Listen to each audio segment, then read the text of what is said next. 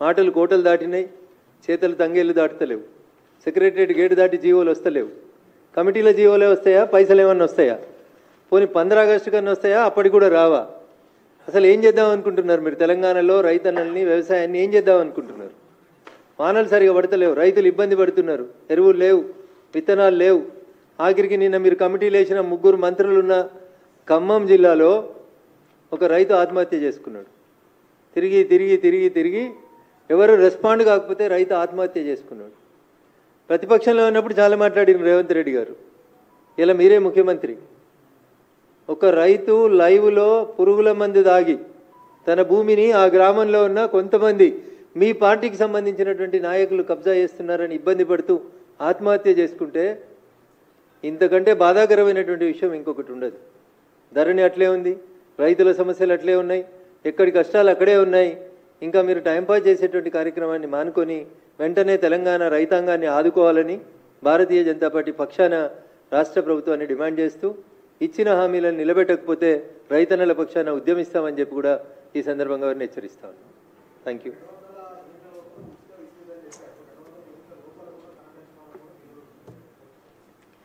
So ముందుగా రేవంత్ రెడ్డి గారు అనేటువంటి తెలంగాణ రాష్ట్ర ముఖ్యమంత్రి గారికి పరిపాలన మీద ఇంకా పట్టు రావట్లేదు.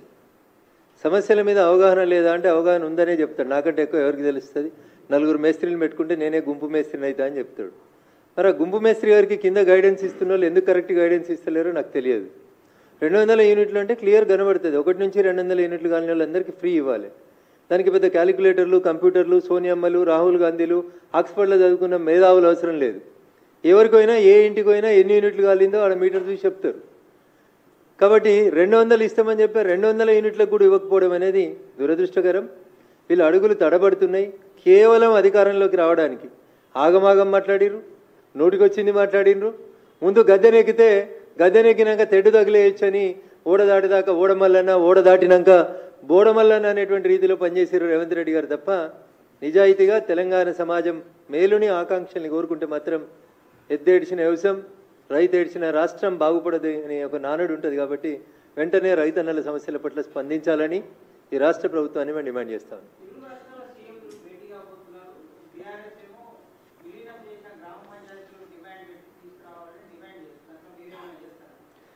భారత రాష్ట్ర సమితి అనేటువంటి పార్టీ తెలంగాణ ఆకాంక్షల పేరిట 10 సంవత్సరాలు అధికారంలో ఉండి, అధికారంలో ఉన్న 10 సంవత్సరాలు తెలంగాణ ప్రజల ఆకాంక్షల్ని పట్టించుకోకుండా, తెలంగాణ ప్రజల అవసరాలని గుర్తించకుండా ఎంతసేపు నీళ్లు, నిధులు, నియామకాల పేరిట చేసినటువంటి వాళ్ళ వ్యక్తిగతమైనటువంటి స్వార్థ ప్రయోజనాలు తప్ప 10 సంవత్సరాల్లో 5 సంవత్సరాలు గౌరవనీయులు చంద్రబాబు నాయుడు గారు ముఖ్యమంత్రి ఉన్నారు, 5 సంవత్సరాలు జగన్మోహన్ రెడ్డి గారు ముఖ్యమంత్రి ఉన్నారు. ఏ రోజు కూడా నిన్న హరీష్ రావు గారు మాట్లాడినటువంటి ఈ 7 మండలాల గురించి కానీ, లేదా ఆంధ్రప్రదేశ్కు పోయినటువంటి సీలేరు ప్రాజెక్టు గురించి కానీ ఏ రోజు కూడా చంద్రశేఖరరావు గారికి ఇంట్రెస్ట్ లేదు. రోజమ్మ ఇంట్లో తిన్న రొయ్యల పులుసు మీద ఇంట్రెస్ట్ ఉన్నది తప్ప ఆయనకి రోజమ్మ ఇంటికి పోయినప్పుడు మరి 7 మండలాలు ఏంది, ఈ ఊర్లు ఏంది అనేది ఒకరోజు కూడా మాట్లాడేందుకు ఆయనకి ఇంట్రెస్ట్ లేదు.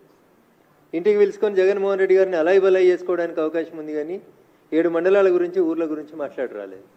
ఇలా బీఆర్ఎస్ పార్టీ హరీష్ రావు గారు ఏం మాట్లాడినా అది దయ్యాలు వేదాలు వల్లించినట్టే ఉంటుంది. ఒకరోజు కాదు మీరు ఈ రాష్ట్రాన్ని పాలించింది, 10 సంవత్సరాలు మీరు ఈ రాష్ట్రాన్ని పరిపాలించారు. ఆ రోజు ఏ పరుగునున్న ఏ ముఖ్యమంత్రితో కూడా సత్సంబంధాలు పెట్టుకోక అంతా తానే అన్నట్టు, అంతా మిథ్య అన్నట్టు ప్రవర్తించి ఇప్పుడేదో శుద్ధులు చెప్తా ఉంటే హరీష్ గారు మీ మాటలకి తెలంగాణ సమాజం శాంక్టిటీ ఇవ్వదు, మిమ్మల్ని గుర్తించదని చెప్పి ఈ సందర్భంగా సిద్దిపేట ఎమ్మెల్యే గారికి తెలియజేయదలుచుకుంది.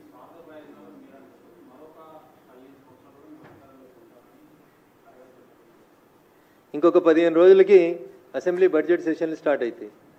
అప్పటిదాకా ఇంకో 15 మంది పోకుండా కాపాడుకుంటే చంద్రశేఖరరావు చాలా గొప్పవాడు.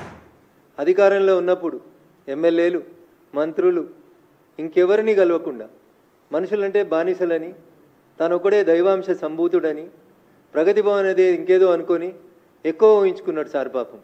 ఇప్పుడు తప్పనిసరి పరిస్థితులలో ఎంపీటీసీలతోటి, సర్పంచులతోటి, ఆఖరికి గ్రామ కమిటీ అధ్యక్షులతోటి కూడా ఫోటో దిగి బిడ్డ నేనున్నా అని బతిలాడుకునేటువంటి దుస్థితికి తెచ్చుకున్నాడు చంద్రశేఖరరావు గారు.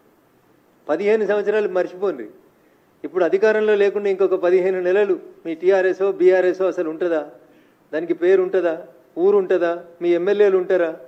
ఏం జరుగుతుంది అనేది ఒకసారి చంద్రశేఖరరావు గారు ఆలోచించుకోవాలి.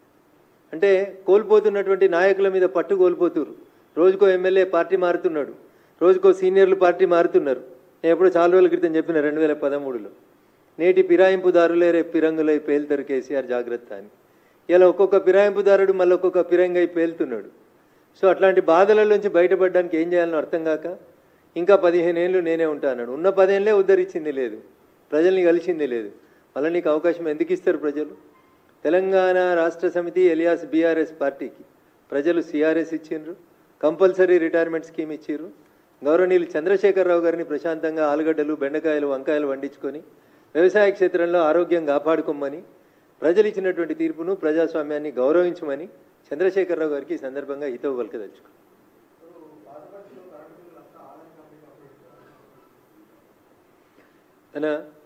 చంద్రశేఖరరావు గారి అడుగులు ఎట్లా